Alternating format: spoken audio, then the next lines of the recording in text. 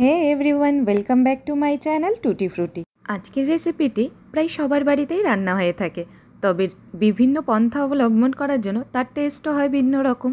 আমি কিভাবে বানাই তা আপনাদের সাথে শেয়ার করে নিচ্ছি। প্রথমেই মাছে লবণ আর হলুদ দিয়ে ভালো করে ম্যারিনেট করে রেখে দিতে হবে। এটা আপনারা আপনাদের পছন্দসই মাছের সাথেও বানাতে পারেন। এবার একটা ফ্রাই প্যানে 3 টেবিল স্পুন মতন সর্ষের তেল নিয়ে নিব। তেলটা ভালোভাবে গরম হয়ে এলে আগে থেকে লবণ হলুদ মাখানো মাছটা তেলে দিয়ে মাছগুলোকে ভালো করে ভেজে নিতে হবে। এই রেসিপিটি বানানোর জন্য এখানে আমি সার্ডিন মাছ ব্যবহার করেছি। মাছটা এদিকে ভাজতে দিয়ে অন্যদিকে একটি মিক্সিং গ্রাইন্ডারে আমি প্রায় 2 টেবিল স্পুন মতন পোস্ত আর 1 টেবিল স্পুন মতন সর্ষে এখানে অ্যাড করে দিয়েছি। এবার স্মুথ একটা পেস্ট বানিয়ে নেব। পেস্টটা যাতে ভালো হয় এই জন্য এখানে অল্প একটু লবণ দিয়ে সর্ষে পোস্তর একটা স্মুথ পেস্ট এখানে আমি বানিয়ে নিয়েছি। মাছগুলো এদিকে ভাজা হয়ে গেছে।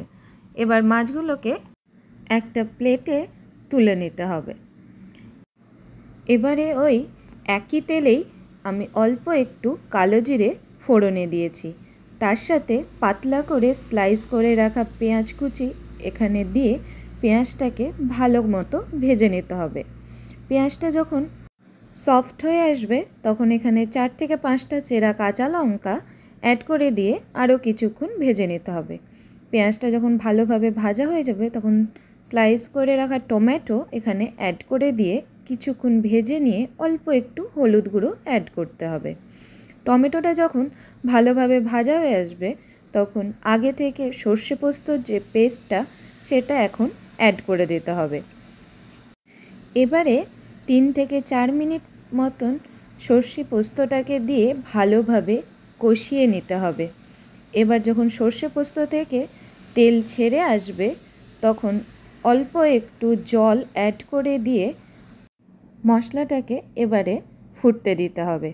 মশলাটা যখন ফুটে আসবে তখন আগে থেকে ভেজে রাখা মাছগুলো এই সর্ষে পোস্তর গ্রেভির মধ্যে অ্যাড করে দিয়ে আরও কিছুক্ষণ ফুটিয়ে নিতে হবে। এইভাবে খুব সহজেই মাছের এই ঝাল রেডি হয়ে যাবে। এবার নামাবার আগে অল্প একটু সর্ষের তেল আর অল্প একটু ধনেপাতা কুচি ছড়িয়ে দিলেই পরিবেশনের জন্য একদম রেডি।